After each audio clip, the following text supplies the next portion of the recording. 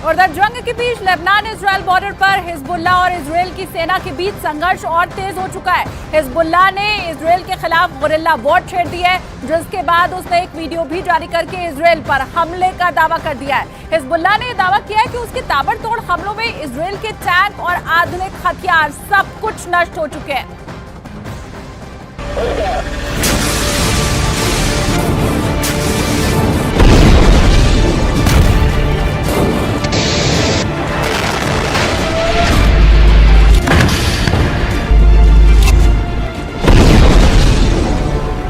Hezbollah का दावा है कि इजराइल के खिलाफ वो नए और आधुनिक हथियारों का इस्तेमाल कर रहा है।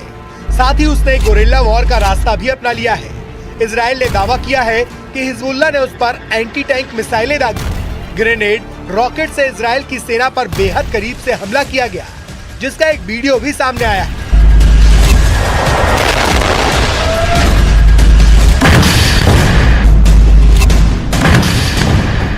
वीडियो में दिख रहा है कि हिजबुल्लाह इजराइल के टैंकों को महज 100 से 150 मीटर की दूरी से एंटी टैंक मिसाइल से और रॉकेट से निशाना बना रहा है।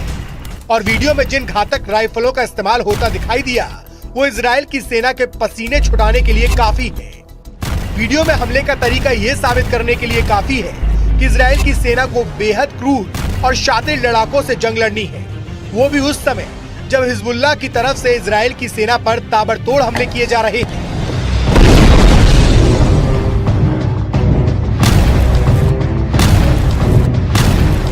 हिजबुल्लाह का दावा है कि इस हमले के लिए उसे इजराइल ने ही मजबूर किया। हिजबुल्लाह के मुताबिक इजराइल ने उसकी सीमा में घुसकर हमले किए, जिसमें लेबनान के कई लोगों की जान चली गई। हिजबुल्लाह का आरोप है कि इजराइल की सेना ने लेबनान के बेकसूर लोगों को निशाना बनाया और आधी रात में वहां जोरदार रॉकेट दागे। इजराइल की सेना ने इस हमले के बाकायदा वीडियो भी जारी किए, जिसमें लेबनान और इजराइल की सीमा के पास मौजूद कुछ फौजी ठिकानों पर धमाके होते दिखाई दिए। इजराइल की सेना के मुताबिक उसने सीमा के पास मौजूद हिजबुल्लाह के ठिकानों पर मिसाइलों से वार किया। इन धमाकों को देखकर ऐसा लगा मानो कोई ज्वालामुखी फट गया हो। इजराइल की सेना के मुताबिक उसने हिजबुल्लाह के अड्डों पर क्लस्टर रॉकेट से वार किया और सीना ठोक के इसकी जिम्मेदारी भी ली।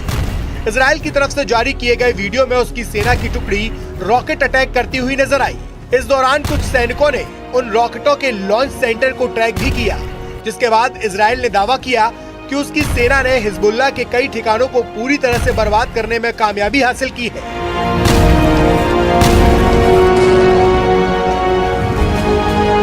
जिसके बाद हिजबुल्लाह का गुस्सा 7वें आसमान पर है। इस हमले के बाद हिजबुल्लाह के कमांडर इतनी बुरी तरीके से भड़क गए हैं कि उन्होंने इजराइल का नामो निशान मिटाने की ठान ली और धमकी दी कि इजराइल को हिजबुल्लाह से कोई नहीं बचा पाएगा। जिसके बाद इजराइल की सेना और उसके ठिकाने हिजबुल्लाह के निशाने पर आ गए। क्योंकि गाजा में हमास के खिलाफ युद्ध लड़ रहे इजराइल को उसकी उत्तरी सीमा पर हिजबुल्लाह से भी चुनौतियां मिल रही हैं। हिजबुल्लाह ने 7 अक्टूबर को इजराइल पर हमास के हमले के बाद उसका खुलकर समर्थन किया और इजराइल के खिलाफ उत्तरी सीमा पर मोर्चा खोल दिया और दोनों तरफ से लगातार गोलीबारी और रॉकेटों से हमले का दौर जारी है। इसी से भड़के इजराइल के रक्षा मंत्री ने हिजबुल्लाह को साफ शब्दों में हमले की कीमत चुकाने की धमकी भी दी। इजराइल के रक्षा मंत्री ने हिजबुल्लाह के नेता नसरल्लाह को धमकी देते हुए यहाँ तक कह दिया कि वे बेरूत को गाजा में तब्दील कर देंगे।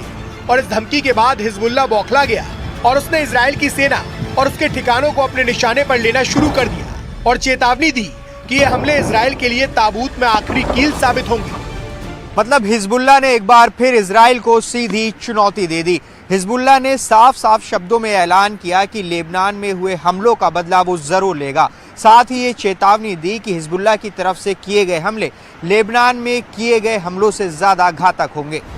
अब हिजबुल्लाह ने इजराइल के खिलाफ गुरिल्ला वॉर छेड़ दी है और हमास की स्टाइल में इजराइल की सेना पर सामने से निशाना लगाना शुरू कर दिया है।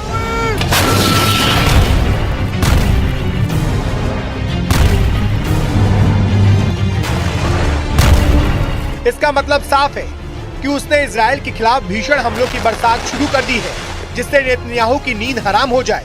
इस दौरान हिजबुल्लाह ने इजराइल को धमकाते हुए ये भी कहा कि इजराइल उसके लड़ाकों की असली ताकत से वाकिफ नहीं है। मतलब उसने साफ कर दिया कि लेबनान बॉर्डर पर तनाव कम नहीं होने वाला, क्योंकि हिजबुल्लाह की चेतावनी के मुताबिक वो अब इजराइल पर एक के बाद एक बड़े हमले का मन बना चुका है।